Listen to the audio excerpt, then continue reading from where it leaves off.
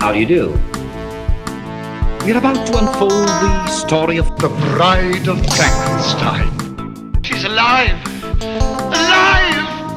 a monster created from cadavers out of rifled graves. A tale that sent my blood into icy creeps. Would you like to hear what happened after that? Well, we've warned you. Have been warned. Welcome back to Frankenstein Minute, the podcast that dissects the Universal Frankenstein film series minute by minute. I'm Thom Lang. And I'm Bill Evenson, and today we're going to dissect Universal's 1935 film Bride of Frankenstein. No, we're not. We're going to dissect minute 56 of Universal's something Frankenstein. Do you want to start over? Or should we just keep... No, this is what people come here for. Do you want to start over? No, I'm fine. Oh, okay. So, in minute 56 of Universal's 1935 film Bride of Frankenstein, the monster comes into the room. Is it a bedroom? What room is this? It's a bedroom because as he walks past and the camera pans with him right to left, there is a bed in the background. So it is. I'm assuming their marriage bed or whatever, because it's a different room than Henry was recovering in. Ah, I see. So that's the recovery room. I don't Evidently, know. But it has the same sort of same sort of bed, the big poster bed and stuff. But you barely see it as the monster walks past. Right, and he walks past over to Elizabeth, who is sitting in front of a great big mirror. Yeah, and you have to move fairly quickly to abduct someone who's looking into a great big mirror. Yeah, That's a good point. Can't dawdle. He's got a very purposeful stride. Yeah, he knows what he's doing. Yeah, the monster isn't always fast. No, he's not always light on his feet. Yeah. He had a long talk with Pretorius, and I assume this is one of the things they discussed is don't dawdle. That's true. Yeah, you cannot dawdle. Yeah, exactly. The script has this happen off screen. Yep. Still focused on Henry and Pretorius in the library, and you hear a scream. You don't actually see Boris go in and grab Valerie Hobson and drag her out, which would be tremendously disappointing. Yeah, one of the things that you pay your money come here for. Yeah, exactly. You know what I mean? What I think is odd about it is it's different. There you go. You're going to say it. It's different in the script. It's also different in the Edgermont. It's different in no, you. I don't have it. You tell me. Both Dreadstone and Edgermont, have it very differently. We talked about what Dreadstone did with the brooch and all that nonsense for like 3 chapters worth of garbage, essentially. Edgermont simply has Carl, whom he calls Franz, abduct her as the monster just sort of watches like a big dope, which is not near as interesting. Well, I think Dreadstone has Carl, who he calls Fritz, abduct her. I think we had a disagreement about this. It's unclear in Dreadstone, but he talks about a giant hand that smells of earth and a stark white face. He doesn't name the monster per se, but I don't think Carl, Fritz, Franz, whatever the fuck he's called, has a big giant earthy smelling hand and a big pale white face. So I'm assuming that. Okay, well that I am saying it wrong. But Edgermont has. But at Carl some point, so I think maybe it's the order that I'm talking about, because in the Dreadstone, the order is different. That's what it is. So in the Dreadstone, Henry looks out the window and sees the monster with something slung over his shoulder that he goes to the carriage or whatever, and it's obvious that's Elizabeth. Yeah. So it's just I think the this order plays out much better. It's more succinct. You actually get to see the abduction happen. Hobson lets out a scream that would do Fay Wray and Mae Clark proud. Yes. It's kind of weird. So I decided to go and watch the first one, and I was looking to find out what that, because this essentially the same thing happens. To a degree. Yeah, to a degree. So what's weird is it's minute 56 of Frankenstein. Really? So this happens at the exact Nice. Yeah, except he comes in the window, she turns and sees him in 55. That's the only difference. But in 56 she screams at the sight of the monster. And he chases her around the room. Right? Yeah, and Henry says Elizabeth and comes running. The household's running around in disarray. Then there's a loud crash. Yep. But other than that, it's not quite the same scenario. And I gotta say, after having gone back to watch it, I'd prefer Mae Clark's scream, actually, just because Hobson's scream sounds to me like a monster abducting a woman in a 30s movie scream. So it's almost iconic, it's perfect. perfect. Yeah. But Mae Clark's is weird. She's like, whew, whew. You know, she's weird. It's just, it's off. So you're saying it's a little more real then, or Mae Clark's? Probably. Okay. Yeah. All right. That's probably right. One thing I did like in Egremont is that he describes the monster's complexion as the cold, dead whiteness of a fish's belly, which I thought was a really nice description, actually. Yeah, Egremont certainly got his, and we're going to talk, I've got a few things I want to mention about Egremont over the coming weeks. Sure. I think that if you wanted to put together the best parts of both of these novelizations and the script and the film, really just put together the best of everything, you wouldn't just throw Egremont out the window. No, there's some good things in there. But he's I think, far more fond of his own inventions than he is of the film script or the movie. That's the problem I have. Yeah. Dreadstone's a little more respectful of the film, but he, as we see, he goes off on bizarre tangents as well. Yeah, it would be nice to do like an ultra Bride of Frankenstein that combines everything. Do it as a graphic novel. There you go. And Elizabeth would get abducted 4 times. 4 different ways. It sounds to me like Elizabeth says "hilp." She sounds really sort of British. Henry, hilp. Yeah, maybe. So I'd mention that. Yeah, and we get the same thing. Henry reacts exactly the same way as he did in Frankenstein. It's Elizabeth! And goes dashing around. At least this time he's not doing a Keystone Cops chase throughout the house. He goes just out the door and runs into Minnie right away. Yeah. Who is, of course, extremely helpful in a stressful situation.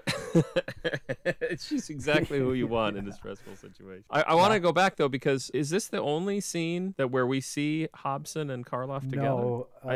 Next week we're going to see them, but I don't know if they even share a shot. There's together. A brief moment. Okay. Because I was going to say, this is about the only time, This is probably the time, because Hobson has said, she's talked about how she felt about him so I've got this little excerpt I saw from one of the Mank books. She says, I remember the very first time I saw Boris Karloff, he was in full gear as the monster. I had been warned what he was going to look like, and I thought he was absolutely extraordinary. I hadn't realized his boots were so built up, and he'd be so huge. I was totally amazed, and then to hear a very gentle English voice coming out of this awful makeup and with a pronounced lisp. I just wanted to mention that because another thing she mentions in that same interview is the same thing about what it was like for her to go to Hollywood and have everybody's English. Like, other than the crew doing the lighting. Basically. This is a British production, and it really made her feel at home. Yeah, well, she said similar about Werewolf of London. She also said a very similar thing about Henry Hull in his werewolf makeup. Was that right? Scaring the bejesus out of her, yeah. So now I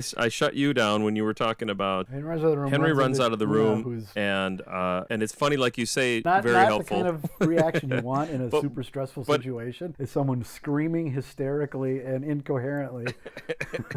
And Henry's annoyed with her. Well, what's great about it too is he is annoyed. He says to Pretorius, Elizabeth. It's the first thing that comes out of his mouth. So he is concerned about Elizabeth and runs out of the room and needs to understand what's going on. But Minnie is so annoyed grabs her by he's like, oh, what is it? What's the matter? What is it? I would probably react the very same way because I'm caught into someone getting hysterical. You know, another thing I want to mention that I noted when just watching it now was when Henry does run out of the room, he runs past a big vase. Yeah, you think that has some significance? I never noticed that before. That might have some significance a few seconds later. When he goes out the upper stairs that Pretorius came in earlier. He does. Okay, I thought he went down the lower. You know, another thing I noticed about Minnie too, but before we give that up, is she is hysterical, and I think you can partly attribute it to the fact that she has spent the whole movie being right. Like we said, she's Cassandra. Yeah. She's right about everything. And no one listens. She witnesses the monster abducting Elizabeth. The mistress. Yeah. It's almost like it's a panic built from you've just got to believe me this time. Please listen to me. And they do. So it turns out okay. Oh, yeah. Egremont, again, elaborates needlessly on this. Goes into, Siegfried, you do this, and Jerry, you go do this and that, before he says this is Pretorius' doing. So, again, who are these people, and why do we care? Yeah. In the movie, he says something about, what does he say about the search parties? He just says... Because he asks, Minnie, what is it? And then he says... Oh, the monster, he's got her, I saw it. This is Pretorius' doing. Then he starts to tell people what to do. And then he says, quick, search parties. And and Egremont loves that line so much, he goes so much into that he gives like 3 paragraphs about it. Yeah. Exactly. Well, I think it's interesting too. Okay, so then he looks back. Actually, it's interesting. He looks back at the door he just was in with Pretorius and says, "This is Pretorius's doing." Turns back to Minnie, and then there's a crash. Yeah. Okay. So that's not in the scripts. In the script, Henry and Pretorius are there in a two-shot, and he says, "So this is it. This is your villainy." And it says Pretorius replies by an almost imperceptible shrug. Yeah. The subtlest of gestures. Yeah. And then he says, "There isn't a moment to lose." Pretorius lays a restraining hand on Henry's arm. That's basically all that happens. Pretty so much, this, I think it plays out. I feel like once again we've got this example of the script having been written with I've forgotten his name once again. Played the Invisible Man, Claude guy Rains. from Notorious. Claude Rains in mind. And by when they brought in Thesiger, we can just start over. I gotta go. Good night, everybody. We might have to. When they bring in Thesiger, it just seems like they beefed everything up. I think especially in this scene. Week after week, we're seeing additional things. Yeah, because lines that seem fairly... Because he doesn't just throw a vase on the floor. He then says, there's a grand push in, and he says... I charge you as you value your mistress's life to say nothing and do nothing of this episode. Exactly. And none of that's in the script. No. And he's up on that upper step as well, so as the camera pushes in, it kind of tilts upwards. It's a very nice moment. And there is a funny thing in the Edgermont, actually, that I noted. Yeah. In the Edgermont, he says, "There was a crash as of China smashing. Everyone halted and turned in the direction from which the noise had come. It had been the smashing of China." It's great writing. Thank you for that. It sounded just like China smashing. We looked over and there was a vase broken on the floor. Oh, he called it wow. Sevres vase. I can't believe you're going there, Tom. Did you look it up too? I did. It's a village in France. It's in France. It's the one of the principal European porcelain manufacturers. But really, who fucking cares? Yeah, it's an Edgermont. It's who cares? Extravagance. The Manufacture Nationale de Sevres. Yeah. It's a vase that's smashed on the floor. That's what you need to know. Yep. Apparently, I think it's to imply that it's quite expensive and valuable. It's broken now. And Pretorius just casually throws it on the ground. Fine, but we kind of get that from the visuals anyway, don't you think? Yes. Frankenstein family didn't go to Home Goods. And well, yeah, this vase. maybe. I'm sure it's everything in the house is quite expensive. Is it The Odd Couple where he says, "Now it's garbage"? Now it's garbage. Is that the line? He throws the linguine onto the. So there you go, Edgermont. Now it's garbage. Doesn't matter what little village they made it in. In the Dreadstone, Pretorius says, "Henry," very quietly, "surely," Pretorius said, "you would not wish a search party to find you at work," which I think is a pretty good line. That is good. Like he's already moved on. Yeah. He's already moved on past, this emergency about Elizabeth. It should be obvious to you, Henry, that the next thing that's going to happen is that we're going to get to work. You really don't want to draw too much attention to what we're doing here. So there's one thing that is certain is Henry was just beginning to organize a search for Elizabeth, but Pretorius has made it clear that he should not do that. Yep. So I assume in minute 56 that Henry will not be searching for Elizabeth. Not search for Elizabeth. It's possible. There will be no search for Elizabeth, I pronounce, during minute 56. We'll have to see what happens in minute 57. That's your prediction? But, Jimmy the Greek? That's my prediction. There will be no search. Okay. The bet makers in Vegas have a lot of money riding on that. We'll see what happens. To see. That's really all I had. That's all I got. It's a fast minute. A lot happens. Yeah. And it's a fast time of the movie, actually, and I think we're gonna see that. Yeah, everything kicks into high gear. This is about where, when that vase hits the floor. Yeah. It's all movement from here on out. It goes full blast. And that's what we're gonna. That's the overarching note that I would have about the rest of this movie. Is it really moves? Yeah, it really moves quickly from this point on. The last 20 minutes just fly by. They do. Okay then. Yeah. Hey, don't forget to follow us on Instagram because we we post so much on there. I don't want to miss. Yeah. You know what? I'll tell you what. Don't follow us on Instagram. Yeah. It's not worth it. Okay. Follow us on. But we haven't Facebook. been banned from Instagram yet, have we? For inciting a riot or anything. Just curious. Man, I think I've said before every one of these films, with very few exceptions, have a riot in them. Right. So we might accidentally incite a riot. Just because we're talking about riots. Yeah. That's something good to know. Don't riot. It's not a good idea. We do not condone rioting. Who's rioted? Okay. Anything else? Are we good there? Are we stopping? We can stop there. Oh, it's a nice short one, too.